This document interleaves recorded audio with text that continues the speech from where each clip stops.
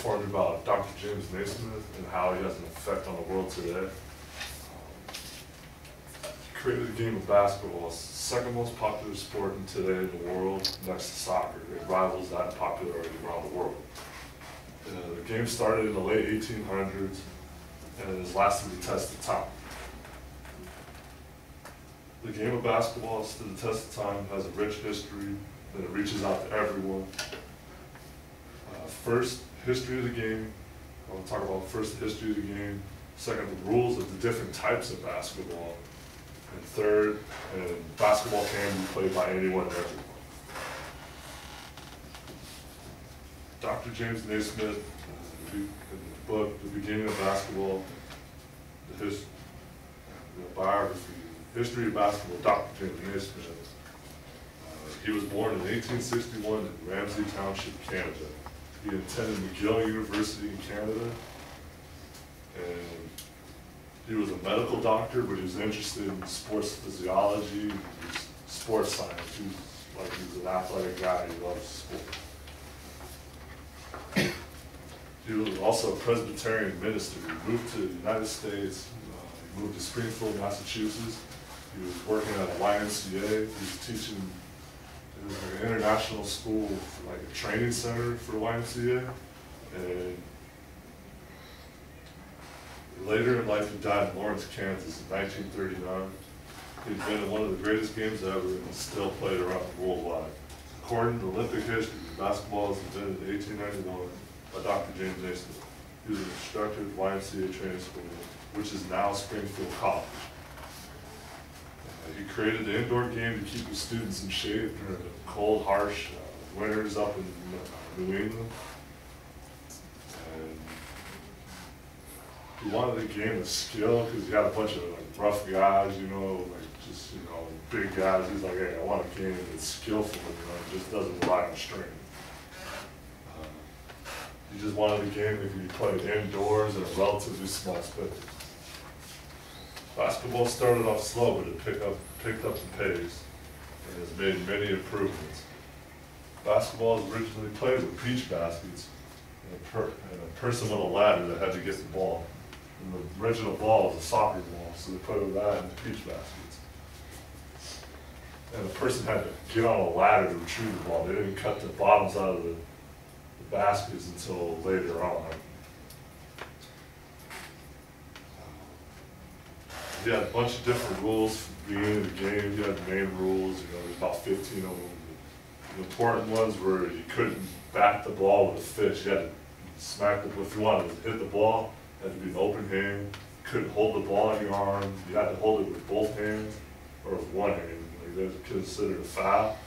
And if you got 3 fouls in a row, it counted as a basket for the other team.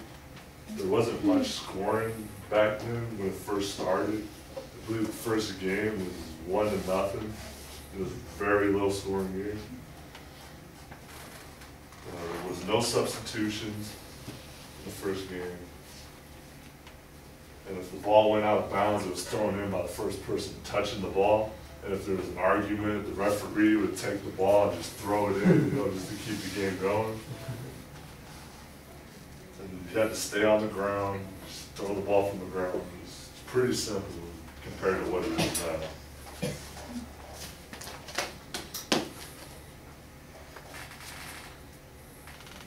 The book, The Basketball Man by Bernice Webb. Soon after the birth, no one realizing how well known the name would become, Naismith and his players on that winter day in Springfield could not have guessed that the peach basket game would evolve into one of the world's most popular games.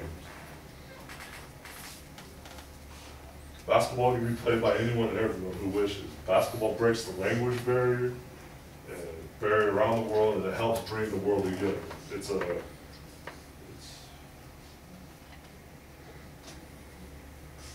has many different leagues around the world, from freakish athletes to the physically impaired. The inventor of basketball can play with anyone. There are different associations. The wheelchair basketball has become popular around the world. The International Wheelchair Basketball Federation is the main organization. According to the rule book, there's 12 players on the team, 5 on the floor. We did 4 quarters of 10 minutes of play, 2-minute breaks and 15-minute halftime between the first 2 quarters and this last 2. They get 20 minutes to warm up. Traveling in this basketball is 3 rotations of the wheels without dribbling the basketball. Anyone could play. Deaf people could play too. There's a Deaf International Basketball Federation. It started off as the International Deaf Basketball Association. It was created to focus entirely on the game of basketball for deaf people and to help them help them in life and help them improve the standards of play and the well-being of the players. Players around the world play participation in any deaf basketball championship game or event.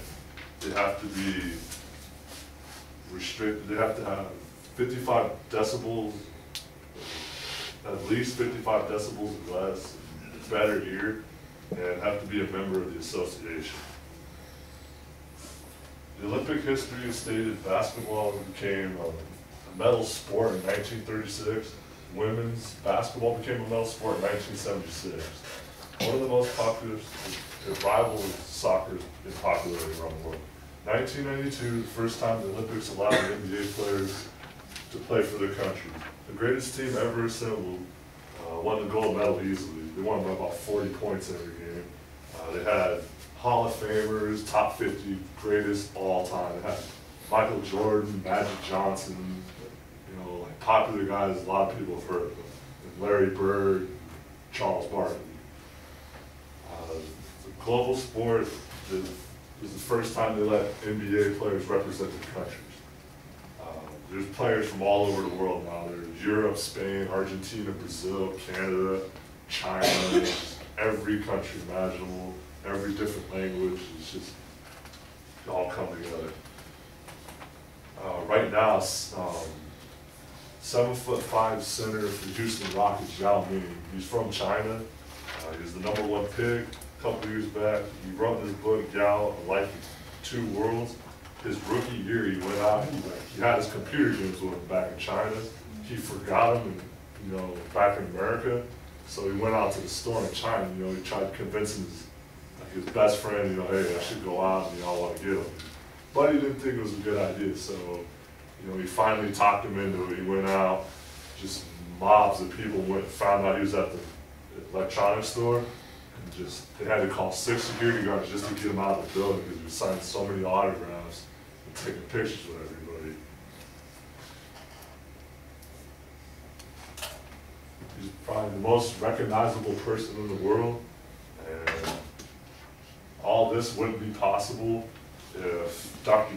James Naismith hadn't invented the game of basketball in 1981. There wouldn't be Yao Ming, a dream team. Dr. Naismith brings the world together. Started off in New England and spread all corners of the world. After whether playing for fun or competitively, where anyone can play, men and women, physically impaired.